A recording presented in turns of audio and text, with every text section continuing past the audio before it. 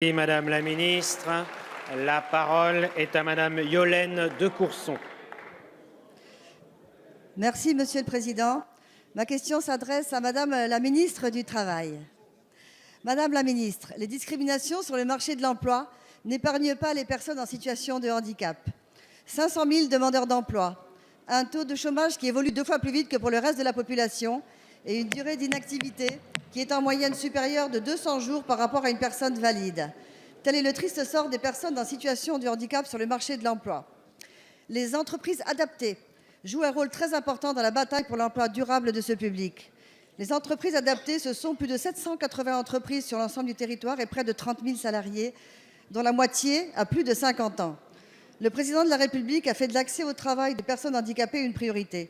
Nous ne pouvons que nous en féliciter, a fortiori quand on sait que les personnes touchées ont dû quitter ou ont été licenciées pour inaptitude, le plus souvent après un accident. J'ai eu l'occasion de visiter dernièrement l'entreprise adaptée Promute de Châtillon-sur-Seine, en Haute-Côte d'Or, qui fait un travail remarquable d'accompagnement et d'adaptation de chaque poste de travail pour des personnes qui ne pourraient travailler dans une entreprise classique. Les entreprises adaptées permettent aux jeunes comme aux seniors de reprendre un emploi durable dans un cadre adapté à leur handicap. 91% de ces embauches sont en CDI. En milieu rural, leur présence est vitale pour les territoires qui les accueillent, vitale pour les publics concernés.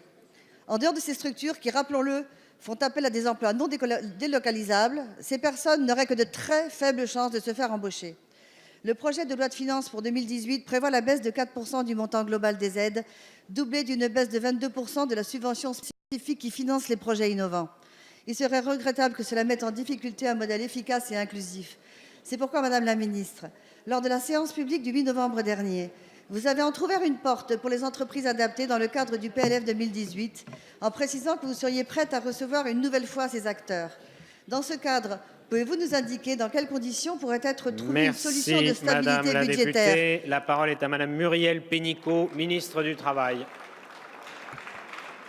Monsieur le Président, Mesdames et Messieurs les députés, Madame la députée Yolaine de Courson, oui, vous l'avez évoqué, et c'est une priorité pour Sophie Cluzel, secrétaire d'État aux personnes handicapées, et moi-même, la situation d'inclusion ou de manque d'inclusion dans l'emploi des travailleurs handicapés était une véritable préoccupation, à la fois en termes d'équité, pour leur permettre d'accéder au marché du travail, mais aussi par tout ce qu'elles pourraient apporter dans les entreprises qu'elles ne peuvent pas apporter. Vous l'avez dit, 500 000 demandeurs d'emploi qui sont travailleurs handicapés, et puis aussi seulement 3,2% de travailleurs handicapés dans les entreprises, et c'est un chiffre qui progresse peu. Donc par rapport à ça, de nombreuses actions sont nécessaires. Un des leviers d'action, ce n'est pas le seul, ce sont les entreprises adaptées. Vous l'avez dit, elles sont 780 en France. Ce sont des entreprises en milieu ordinaire, des entreprises ordinaires, mais qui embauchent sur leurs 35 000 salariés plus de 25 000 travailleurs handicapés, avec une aide au poste qui représente 80% du coût du SMIC et qui est financée par le ministère du Travail. Alors, ces entreprises adaptées ont fait part de leurs préoccupations, bien que, en loi de finances, nous ayons prévu une augmentation de 4% du budget et de 1 000 aides au poste. Mais les 1 000 aides au poste supplémentaires leur demandent aussi un accompagnement supplémentaire. Elles ont fait part à l'Assemblée nationale et auprès de moi-même de leurs préoccupations. Nous les avons reçues et mon cabinet a travaillé avec eux. Et je peux vous confirmer la porte que j'ai entrouverte.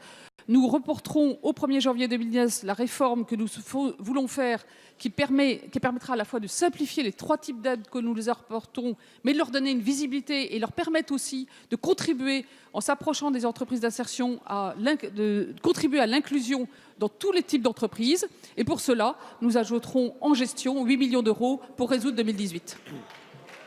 Merci, Madame.